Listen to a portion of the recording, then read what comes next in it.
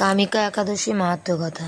শ্রাবণ কৃষ্ণপক্ষিয়া কামিকা একাদশীর কথা ব্রহ্মবৈবর্ত পুরাণে যুধিষ্ঠির শ্রীকৃষ্ণ সংবাদে বলা হয়েছে।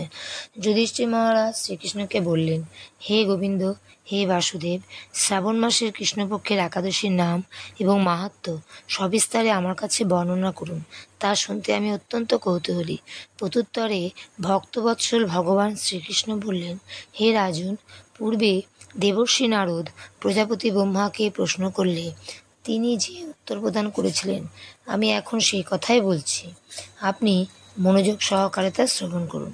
এক সময় ব্রহ্মার কাছে ভক্তশ্রেষ্ঠ নারদ জিজ্ঞাসা করলেন, হে ভগবান, শ্রাবণ মাসের কৃষ্ণপক্ষে একাদশীর নাম কি? এর আরাধ্য দেবতাকে? সেই ব্রতের বিধি বা কীরকম এবং এই ব্রতের ফলে কি পুণ্য লাভ হয় তা সবিশেষ জানতে ইচ্ছা করি। আপনি কৃপা করে আমাকে তা জানালে আমার জীবন ধন্য হবে। শ্রী নারদের কথা শুনে ব্রহ্মা অত্যন্ত সন্তুষ্ট হলেন। তিনি বললেন, হে বৎস, জগৎ জীবের মঙ্গলের জন্য আমি তোমার প্রশ্ন যথাযথ উত্তর দিচ্ছি। তুমি তা শ্রবণ করো। শ্রাবণ মাসের কৃষ্ণপক্ষে একাদশী কামিকা নামে জগতে প্রসিদ্ধা। এই একাদশী মাহাত্ম্য শ্রবণে বাজপেয় যজ্ঞের ফল লাভ হয়। ভগবান শ্রী হরির পূজা অর্চনা অপরিমিত পূর্ণ ফল প্রদান করে। গঙ্গা, গোদাবরী, কাশী, নৈমিষারণ্য, পুষ্কর ইত্যাদি তীর্থদর্শনের সমস্ত ফল একমাত্র কৃষ্ণ পূজার মাধ্যমে কোটিগুণ লাভ করা যায়। সাগর ও অরণ্যযুক্ত পৃথিবী দানের ফল, দুগ্ধবতী গাভী দানের ফল অনায়াসে ব্রত পালনে লাভ হয়। যারা পাপ পুণ্য সাগরে নিমগ্ন, এই ব্রতই তাদের উদ্ধারের একমাত্র সহজ উপায়। এইরকম পবিত্র পাপনাশক শ্রেষ্ঠ ব্রত আর জগতে নেই।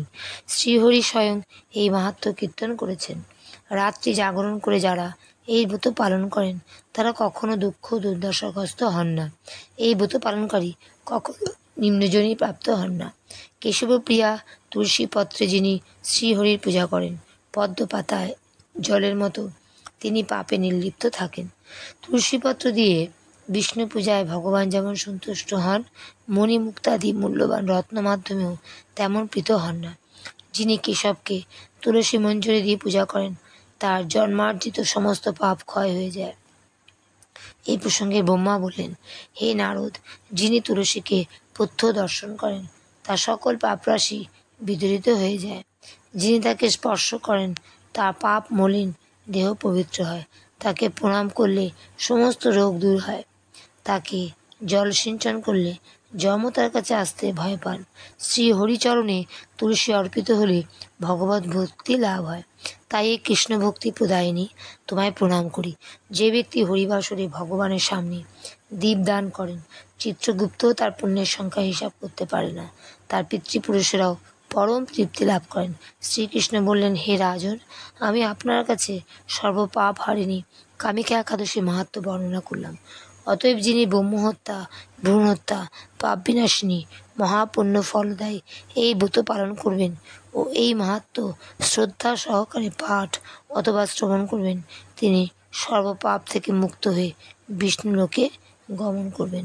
ইতি কামিকা একাদশী মাহাত্ম্য সমাপ্তম। হরে কৃষ্ণ, রাধে রাধে।